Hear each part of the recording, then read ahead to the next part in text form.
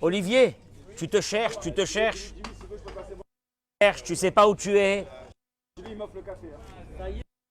Viens, viens. Juste comme j'ai mis le micro, rassurez-moi qu'on m'écoute. Si quelqu'un peut... le micro est bien. Si... Non. Joël, si tu peux me dire, est-ce que... Joël. Bonjour Joël. Direct, je te dis. Est-ce que vous m'entendez? Non, parce que non, j'ai mis un micro, donc je veux savoir est-ce qu'on m'entend. J'attends d'avoir une réponse. C'est bon, merci. Toda.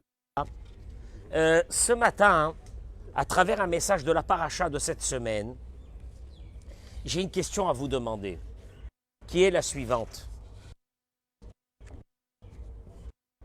Que l'ambiance de la maison est déterminante, ou bien c'est un plus? Est-ce que c'est déterminant? On va voir que ça a été une grosse discussion entre Betzalel et paracha cette semaine.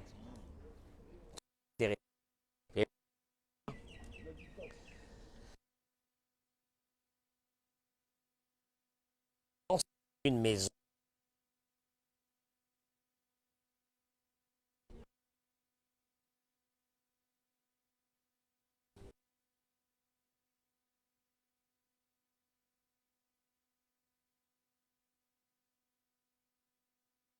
Vous allez voir que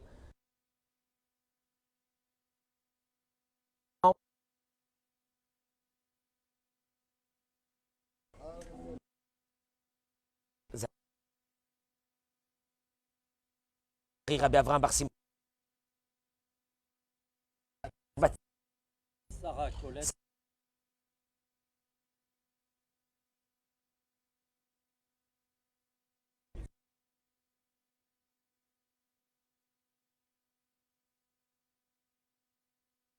Sarah, Emouna, Bat Simcha, Liz Noémie Bat Julie Frecha, Nava Teila, de tous ceux qui se sont connectés avec nous, excusez. On n'entend rien? On n'entend rien. J'enlève le micro, c'est pas la peine. Si ça marche pas, on revient à l'ancienne. Il n'y a pas mieux. Voilà, allez, on a enlevé le micro. Dites-moi, est-ce que maintenant vous entendez? Est-ce qu'il y a le problème de son a été réglé? Dites-moi. J'attends. J'entends dans l'oreillette. On entend la régie là. Les studios de Cognac. Excusez-moi, dites-moi. Dites-moi, est-ce qu'il n'y a pas... C'est bon, on entend mal, ça coupe. Est-ce que maintenant c'est bon? On a enlevé le... Dites-moi, est-ce que maintenant on entend? Ça va, voilà, j'ai enlevé le micro. Très bien, ça sert à rien. Dougma Chashuva, d'abord, Bruchim et Bruchot Abaot avec nous pour ce cours ce matin à Dora Geoula. Un cours très important. Un cours très important que beaucoup de parents n'ont pas conscience dans la maison. Et je parle de cela, même avec des enfants qui sont âgés d'1 an. Parce que l'ambiance dans cette maison, nous allons le voir à travers la paracha, c'est déterminant. C'est ce qui va donner la force à cet enfant plus tard dans sa vie d'être épanoui. L'ambiance dans la maison, l'ambiance. Dougma Chashuva, il ramène le Rav ici. Les Dougma Ishit Shalaourim, quand on a parlé souvent que ce qui comptait dans l'éducation, c'était la Dougma, comment on dit la Dougma à Ishit? L'exemplarité des parents qui était déterminante. Ça sert à rien de dire à ton fils quelque chose que toi tu fais pas. Et puis mieux que ça, ça sert à rien de lui dire quelque chose. Fais-toi et tu verras qu'un beau matin, ton fils va commencer à t'imiter. Ça mettra du temps. Mais nous avons dit hier que le temps c'est de la Emouna. Le temps c'est la Emouna. Le temps. Oh, j'ai pas le temps. Ah, je veux que ça se passe vite. Le temps c'est la Emouna. Il faut du temps. Mais une chose est sûre, l'exemplarité des parents va être déterminante chez les enfants, les garçons et les filles. Et là, il dit, parmi les exemplarités qu'on doit donner à nos enfants, ou nosea oda'a ve'asimcha, c'est le sujet d'avoir dans cette maison un peu de joie. Un peu de joie. Zughorim, baou elai, il dit le Rav, les parents sont venus chez moi pour que je leur donne des conseils sur l'éducation des enfants pour qu'ils réussissent. Bezrat Hashem. Aïtza Rishona, Sheli et Lechem, il leur a dit. Le premier conseil que je peux vous donner, mais alors celui-là, il ne rate pas. Le premier, il a avod et Hashem besimcha. C'est de servir Dieu avec joie. Qu'on n'est pas des chassidim, servir Dieu avec joie. Nous, on n'est pas dans ça, nous. Nous, on cultive le mchenef dans la maison. On n'est pas bien. On n'est pas bien. Je suis, laisse-moi tranquille ce matin. Je suis pas bien. Je suis pas bien. Bessimcha. Servir Dieu. Tu te lèves le matin, tu commences à servir Dieu. Tu te lèves le matin, tu commences à servir Dieu. Qu'est-ce que tu fais? Pourquoi tu te lèves le matin? C'est pour servir Dieu. Bessimcha avec joie. Emit Palou, ses parents ont été surpris. Quel est le rapport entre cela et l'éducation des enfants? Aniti Lahem, je leur ai répondu. Écoutez-moi bien, c'est très grave ce que je vais vous dire maintenant. Parce que si vous servez Dieu sans joie, peut-être que vous resterez religieux, quoi. Vegam Zera Kulai, et peut-être, et même ça c'est peut-être. Mais bon, peut-être que vous resterez religieux. Mais vos enfants, ne vous inquiétez pas, ils ne suivront pas votre chemin. Car ils n'ont pas perçu la joie dans votre service divin. J'explique une chose. Un enfant qui ne te voit pas épanoui dans ta religion, il n'a pas envie de t'imiter. Mais il n'a pas envie de t'imiter que tu ne peux pas t'imaginer. Par contre, s'il te voit que d'un seul coup, Simon, il te voit que tu es épanoui. Ton fils, même ton fils aujourd'hui, il te voit que tu es épanoui. Tu sais ce que tu es en train de lui donner? Le message? Que c'est la plus belle chose à faire. Pourtant, ton fils, il n'est pas âgé de 18 ans. Il est beaucoup plus âgé que ça. Mais ton fils, en te voyant à toi comme ça aujourd'hui, tu sais quelle indication tu es en train de lui donner? Que la Torah et les mitzvot, que les valeurs de la Torah et des mitzvot sont bonnes. La preuve, regarde mon père lui-même, il a retrouvé une seconde vie à travers cette Torah. Ça, il n'y a rien à faire. Il a dit le Rav, vous voulez un conseil de chinour? Ça dépendra de l'ambiance que vous allez mettre à la maison depuis le matin. Nimtza, shiyesod gadol bechinour zepashut liot besimcha. Ben oui, ça va nous demander d'être joyeux. C'est la base. Velir hot, ech leachnis la yeled lismoach bechol nekuda bayahadut. Et d'expliquer à l'enfant combien c'est bien les valeurs de la Torah. Combien c'est bien les valeurs de la Torah. Des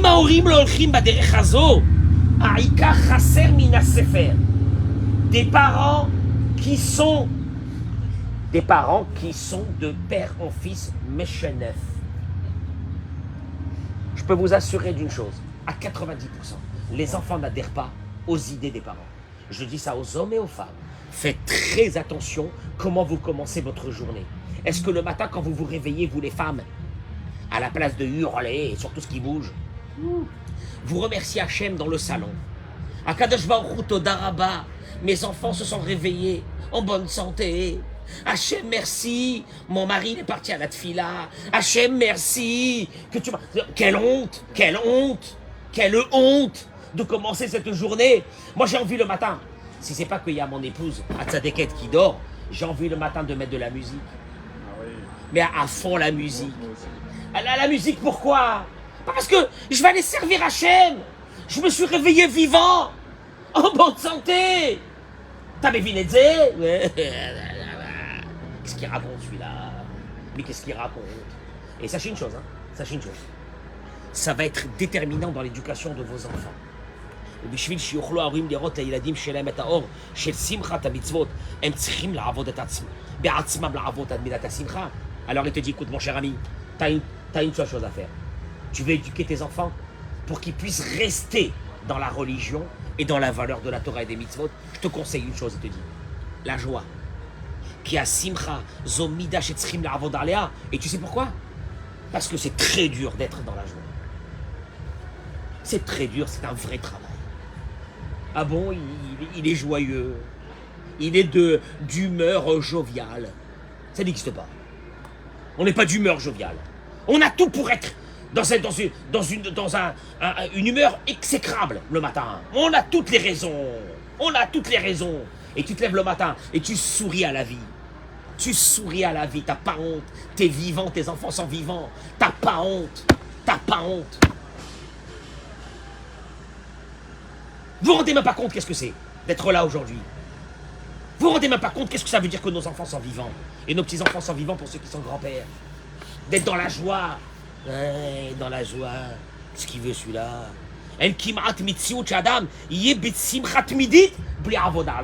Parce qu'il n'est pas possible d'être dans une joie tous les jours s'il n'y a pas un vrai travail qui a été fait.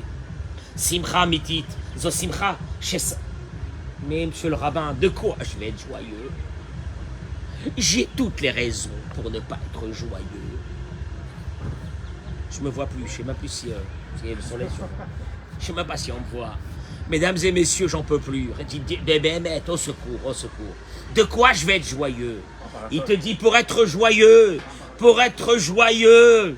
il y a une seule condition. Est-ce que tu as mis 5 minutes ce matin pour apprécier la moitié du verre plein?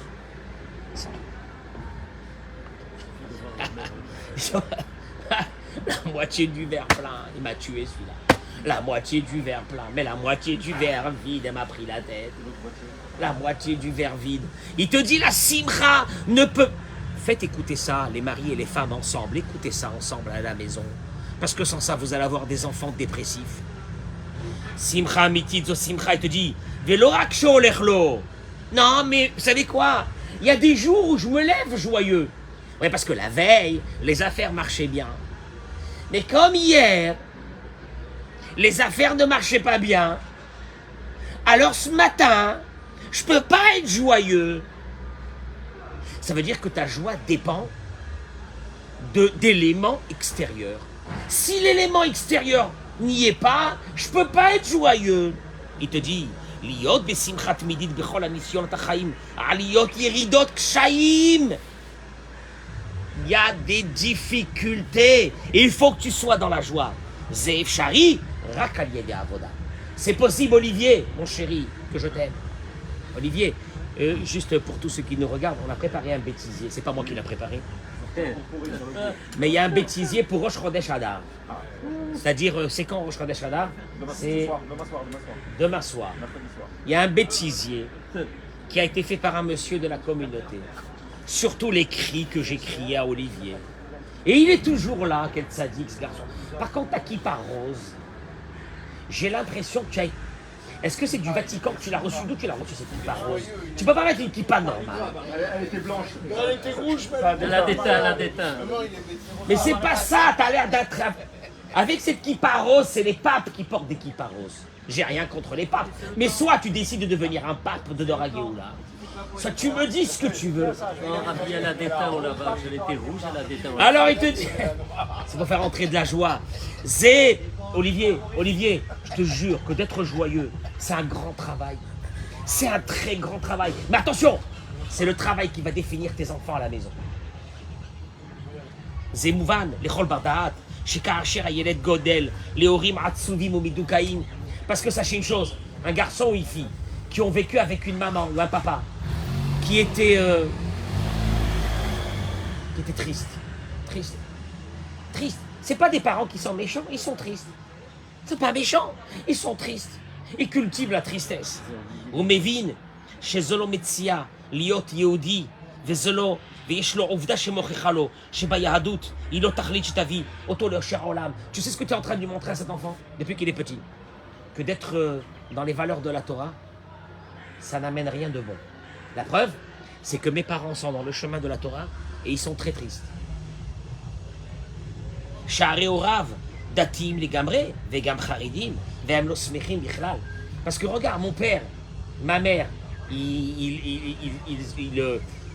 comment dirais-je, ils observent la Torah et les mitzvot. Et regarde quelle tristesse qu'ils sont. Ça ne m'intéresse pas ce monde. Ça ne m'intéresse pas ce monde. Vous entendez ce que je suis en train de vous dire? Ça ne m'intéresse pas ce monde. Aslama Kara, pourquoi tu veux que moi je devienne comme mes parents? J'ai pas envie. Moi je vois dehors des gens qui sont heureux. Pourquoi je vais être avec mes parents, moi?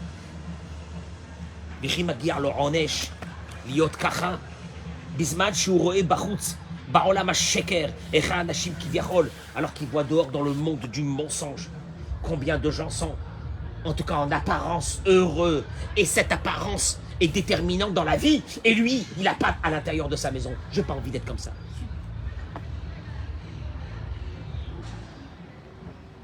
Tu penses que je suis en train de dire des trucs banals? C'est énorme. C'est énorme. Une femme ou un homme qui ont décidé de subir la vie. De subir. Ils ont des problèmes. Tout le monde a des problèmes. Écoutez-moi bien. Écoutez-moi bien. Ça n'existe pas quelqu'un qui n'a pas de problème.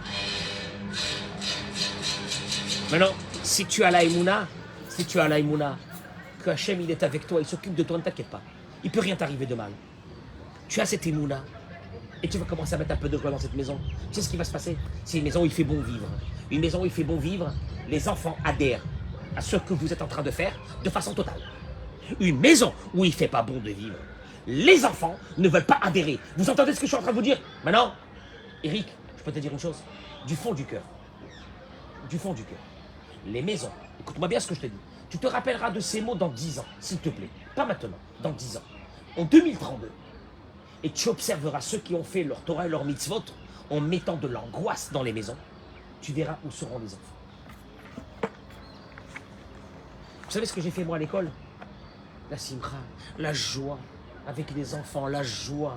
La joie. La joie de quoi?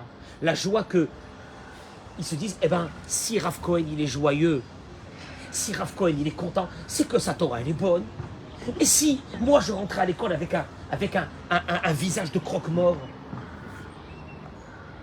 tu veux toi adhérer à mes idées? Non, pas dans le rêve. Ayeledo omnam katan. Vous savez, l'enfant il est petit à la maison. Avalishlo avana. Maintenant je peux vous dire une chose. Au secours, au secours, au secours. Au secours à ses parents. Au secours à ses parents que le Shabbat n'est pas un Shabbat. Au secours à ses parents que le matin n'est pas un matin. Au secours, je vous en prie, sauvez-nous vos enfants. Sauvez-nous vos enfants. C'est un vrai travail de regarder la moitié du verre qui est plein. Tu sais, cette moitié du verre qui est plein. Vous voulez la voir où elle est? Vous voulez la voir où elle est? Allez aux urgences, les hôpitaux. Il y a quelqu'un qui te dira, moi, si mon fils il s'en sort, je danserai toute la journée. Maintenant, vous, vos enfants, ils sont chez vous à la maison, tout va bien. Pourquoi vous ne dansez pas le matin? Pourquoi vous ne dansez pas le matin? C'est la vraie question que Dieu vous pose. Vous ne pouvez pas vous sauver de la réalité. Si l'enfant observe que le chemin que les parents ils ont pris ne les a pas amenés vers le bonheur, il ne voudra pas ce chemin. Si un enfant, le Shabbat, il sait qu'à la maison, le Shabbat, c'est l'enfer. Parce que papa et maman ne fument pas, ils s'en manquent et c'est l'enfer. Je vous promets, devant Dieu, devant ce ciel et devant cette terre, il ne gardera pas Shabbat. Il haïra le Shabbat. Il haïra le Shabbat. Chez moi, le Shabbat à la maison, c'était des mirotes. Et on kiffait, on rigolait. Et mon épouse, la tzadékette, elle fait sortir les bonbons et les machins. Et on se mettait comme ça depuis qu'ils étaient jeunes. Aujourd'hui, ils sont mariés. Maintenant, on est en train de le faire avec les petits-enfants. À la maison, les petits-enfants, quand ils viennent chez nous, Motsai Shabbat, quand ils sont moi, ils pleurent. Tous, ils pleurent. Ils pleurent. Papa, la grande, elle m'a dit ce samedi soir, accompagne-nous jusqu'à la voiture. Si, quoi? Qu'est-ce qu'il y a? On est en train de faire passer les valeurs de Dieu. Comment tu vas les faire passer? Tu crois que tu vas les faire passer comme ça? Pourquoi je vous dis ça? Parce que ça a été un des grands débats dans la paracha de cette semaine. Vous allez mettre à Kol Batora, à Kol Batora, à Kol Batora. Tout est dans la Torah. Mais parachat Shavua, il ramène le Rav ici. Nous avons appris une discussion cachée qu'il y a eu entre Moshe Rabbeinu et Betzalel. Tu la connais cette discussion, Eric? Le passage qui dit, regarde, Tout a été dit dans un verset. Où Betzalel ben Uri ben Chour et Betzalel, Asa a fait et kol asher tziva Adonai et Moshe. Tout ce que Dieu a ordonné à Moshe. Nos sages, il y a une alarme qui s'est allumée. C'est Moshe qui lui a ordonné. Il aurait dû être marqué dans le Passouk et Betzalel a fait ce que Moshe lui a ordonné. Non, c'est pas marqué ça. Et Betzalel a fait tout ce que Dieu a ordonné à Moshe. Et là, nos sages disent, il y a une grosse embrouille ici. C'est quoi? C'est quoi? Rashi ramène. Regarde comment c'est bon de lire le Rashi. Rashi te ramène. Rashi ramène des paroles qui sont marquées dans Masechet Brachot, Daf Nun He. Si mes souvenirs sont bons, mais c'est là-bas la discussion. Rashi ramène.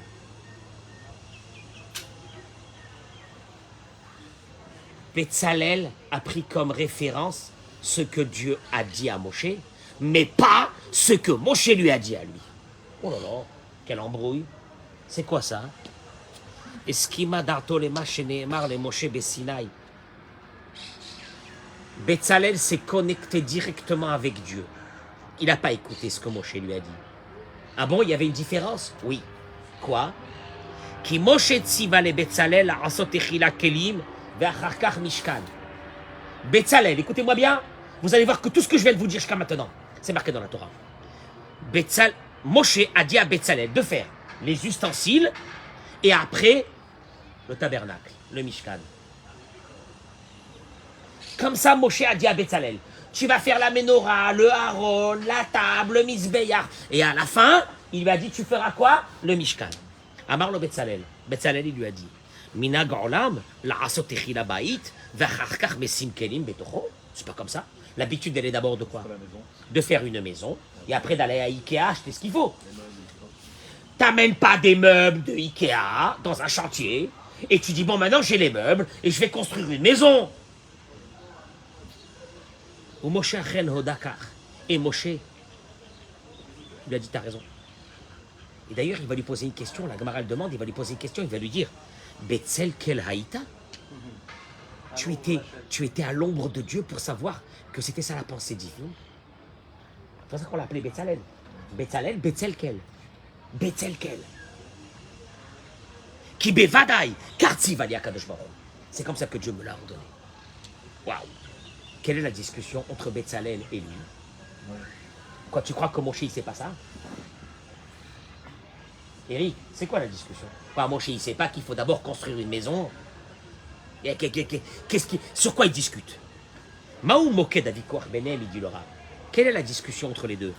Alpi Mashivu, Moshe Rabbeinu, Kibel Otam Anchayot. Parce que, en plus, Moshe, lui, il a reçu de Dieu qu'il fallait faire d'abord le Mishkan et après les ustensiles. Alors pourquoi il est parti dire à Betzalel de faire les ustensiles avant le Mishkan? Et Betzalel est obligé de lui dire, non Moshe, on fait d'abord le Mishkan et après les ustensiles. Qu'est-ce qu'il y a ici? En fait, il y a un vrai débat ici. Vous croyez qu'ils sont en train de s'amuser sur des bêtises? Il y a un vrai débat. C'est quoi le vrai débat? C'est que Moshe Rabbeinu et Vin qui a Ikar ou Aaron, Moshe Rabbeinu est parti. Moshe Rabbeinu, lui, s'est concentré sur le projet. Il y a un projet. Le projet, c'est le Aaron, c'est les ustensiles. Le reste n'est pas intéressant. Betzalel, il lui dit, non, non, Rabbi, c'est pas possible. Il y a quelque chose qui est très important, voire déterminant. Il y a le projet, tu as raison, Rabbi, qu'il y a le projet, mais il y a l'ambiance. Tu entends ce que je suis en train de vous dire? C'est énorme. Au fait, la discussion, elle est, est-ce qu'on se concentre sur le projet? Tu sais, ces robots qu'ils ont rendu à leurs enfants des robots, parce qu'il y a un projet, un objectif, un robot, un objectif, ou ces enseignants, ou ces directeurs d'école, qui se concentraient sur une chose, l'objectif. Et Betzalel lui a dit, Rabbi, c'est pas possible. Toi, tu es dans une grande madriga. Je suis obligé de te dire que l'ambiance sera déterminante pour arriver à un projet. L'ambiance, c'est la maison, c'est ce qu'il y a. Tu entends ça? Tu entends ça? C'est ça la vraie discussion qu'il y a eu entre Betzalel et Moshe Rabbeinu. Et il dit le Rav, au fait, c'est une grande discussion qui se trouve chez beaucoup de parents et chez beaucoup d'éducateurs. Haïm techila, yesh lasim dagesh, à la misgarot, verak lachar miken natseket betochan tochen. Est-ce que il faut d'abord construire une ambiance très solide pour pouvoir faire rentrer un projet, ou bien, non, on ne perd pas du temps sur l'ambiance. Ce qu'il faut, c'est le projet. À Ozar Torah, j'avais une chose. Tous les vendredis, le couloir était calme. Vendredi, cours de maths, cours de physique, cours de Talmud. Et moi, qu'est-ce que je faisais? J'étais la hantise du directeur. Je faisais sortir une enceinte. Je mettais mon iPhone avec les chansons de Shweki chassidique. Je mettais ça à un volume que l'école, avec un couloir de 50 mètres, sautait. Les élèves quittaient les cours en plein milieu et on dansait dans les couloirs. Dans aucune école, ça peut exister une chose pareille. D'ailleurs, le directeur, un jour, il m'avait appelé. Il m'avait dit, ça va pas se faire. Il venait d'arriver, un nouveau directeur. Moi, j'étais là, ça fait déjà 20 ans. Il m'a dit, ça va pas se faire, ça. Mais je lui dis, c'est pas grave. Il m'a dit, ah ben c'est bien, vous le prenez comme ça. Je lui dis, oui. Je lui dis, vous partirez d'ici. Moi, je resterai là. C'est vous qui partirez. Si vous n'êtes pas content, vous partez. Et qu'est-ce que les élèves me disent aujourd'hui? Là, qu'est-ce qu'on se rappelle de l'école? Je dis, qu'est-ce que tu te rappelles de l'école? Quand on dansait dans les couloirs, l'ambiance. Ils connaissaient tous les chansons chassidiques de Shweki, de Mordechai Ben David, de Abraham Fried. Ils connaissent toutes les chansons. C'était ça qui leur restait. Alors c'est une grande discussion. Ouais, mais bon, l'ambiance, le projet. Grande discussion. On perd l'objectif. Hein? On perd l'objectif. Ouais, c'est ça, on perd l'objectif en se concentrant que sur le projet. Alors, vous allez voir ce que la Gemara, et avec ça je vous laisse partir, ce que la Gemara débat un peu sur ce sujet-là. Et la Gemara, elle arrive quand même à une idée que le projet est quelque chose de fondamental. Pardon, excusez-moi. Que l'ambiance est quelque chose de fondamental. La Gemara raconte que l'ambiance, tu sais c'est quoi l'ambiance? L'ambiance, c'est que c'est que tout doucement une personne à travers l'ambiance, tu la fais rentrer vers quelque chose. Je ne ferai jamais de remarque à quelqu'un qui va rentrer ici avec une queue de cheval ou un tatouage. Parce que je me dis, l'ambiance va le changer tout seul. L'ambiance va le changer tout seul. La Gemara ramène, et je termine avec ces mots. Sur le verset, Shlachna beyat tishlach. Quand Moshe Rabbeinu, Dieu lui a donné la Torah, Moshe Rabbeinu, il a dit à Dieu, envoie avec qui tu dois envoyer, n'envoie pas avec moi. Envoie la Torah à Ben Israël, mais pas avec moi. Laisse tomber. Et le Midrash, il dit que, au fait, il a fait référence à Rabbi Akiva. Rabbi Akiva qui va naître 1500 ans après. Je vois pas le rapport. Mais Midrash, il dit, Midrash Agadol, il ramène que à Moalaval Rabbi Akiva, on raconte sur Rabbi Akiva qu'il avait 40 ans, vélo la matkloum. Il n'a jamais étudié. Rabbi Akiva, c'était un berger. 40 ans, Walou. Mais Walou de chez Walou. Même pas lire. Il ne sait pas lire. Mais Kivan Shenassa Bat Ben Kalba Savoie, après qu'il s'est marié avec la fille de Kalba Savoie, Rachel, Amral, elle lui a dit, Lech le mot Torah Yerushalayim. Je vous cite les mots du Midrash. Va étudier la Torah à Jérusalem. Amarla, il lui a dit, Ben Arba'im Shanani, Mata Ale Beyadi. J'ai 40 ans, qu'est-ce que je vais faire? C'est vrai, c'est une bonne question. Pahamachat, voilà qu'une fois, Aya Omed al Pi Be'er Beloud. Il était devant une source, à Loud. Vera et Aeven, Shei Chakuka, ou Netuna al Pi Be'er. Il a vu une pierre qui était trouée à la rentrée de cette source. Amar Lahem, il a demandé aux gens, qui c'est qui a trouvé cette pierre? Ils lui ont dit, Revel Sheyored Alea Kolayom. Ce filet d'eau, Revel, c'est ce filet d'eau qui tombe toute la journée sur la pierre, a troué la pierre. Beotacha, à ce moment-là, Dan Rabbi Akiva Kalvachomer Beno le Ben Atzmo Ve'amar. Il a commencé à réfléchir et il a dit, si déjà quelque chose qui est aussi rare, mou que de l'eau, a pu transpercer une pierre qui est dure. La Torah, qui est d'une puissance, d'une force phénoménale, elle ne pourra pas transpercer mon cœur. Amra lo ishto. Donc sa femme, quand elle a vu qu'il a dit ça, elle lui a dit, va étudier la Torah. Amar là, il lui a dit, Alo isahaku alay, shani ben arba'im shana. Tout le monde va se moquer de moi, j'ai 40 ans. Comment je fais? Amra lo, il lui a dit, Bola asot pele. Amar là, umahu. Alors elle lui a dit, viens, je vais te montrer quelque chose d'énorme, que tu n'as jamais vu. Il lui a dit quoi? Il lui a dit, Haveli chamor, shehun nizak bechul yotav. Va me chercher un âne qui a une maladie de la peau, derrière sur son dos. Il lui a amené, Zarka anisko afar, vezara alav sachlaim. Elle a mis de la terre dessus et des graines, et tout doucement sur le dos de l'âne, ça a commencé à pousser des plantes. Il avait le dos comme ça, complètement écrasé. Elle a mis de la terre, elle a mis des graines, et ça a poussé. Au Tsiou la chouk, Yom Harishon, le premier jour, ils l'ont fait sortir avec ses fleurs qui poussaient sur le dos. Tout le monde s'est moqué. Tout le monde s'est moqué. Yom Hasheni, Yom Hashlishi, lo sachaku alav. Le troisième jour, il a fait sortir encore 2 jours, 3 jours, 4 jours, et plus personne riait. Pourquoi plus personne riait? Tout le monde s'est habitué. Kachamralo, elle lui a dit, Lechi ou le Motora, va étudier. Ils vont se moquer de toi le premier jour, ils vont se moquer de toi le deuxième jour, et le troisième jour, c'est fini. Miyadalach, Hu ou Beno. Il est parti lui avec son fils. Veyashav lo etzel melamet tinokot. Il a commencé à étudier avec les enfants. Amroulo, ils lui ont dit Rabbeinu, là-bas de nous Torah, Waya oches birosh alouach ou Beno. Et voilà qu'il a commencé à étudier. De Aleph, la lettre Aleph, jusqu'à la lettre Tav. Le Birkat Amazon, ou les Mada, Birkat Kohanim, ou les Mada. Toutes les études, Vaya la Med Veolech, Achikara Mikra. Jusqu'à qu'il a commencé à lire le Chumash. Halach v'yashav lo etzel Rabbi Eliezer et Rabbi Yoshua, ça a été ses maîtres, Rabbi Eliezer et Rabbi Yoshua. Ils vont lui dévoiler donc la Torah du Talmud. Kach halach Rabbi Akiva vegadal ad shena'asa gadol hador. Jusqu'à qu'il est devenu Rabbi Akiva. Enlève Rabbi Akiva aujourd'hui, 80% de la Torah disparaît des bibliothèques qu'il y a ici. 80% de la Torah. Amar lahem rabotai.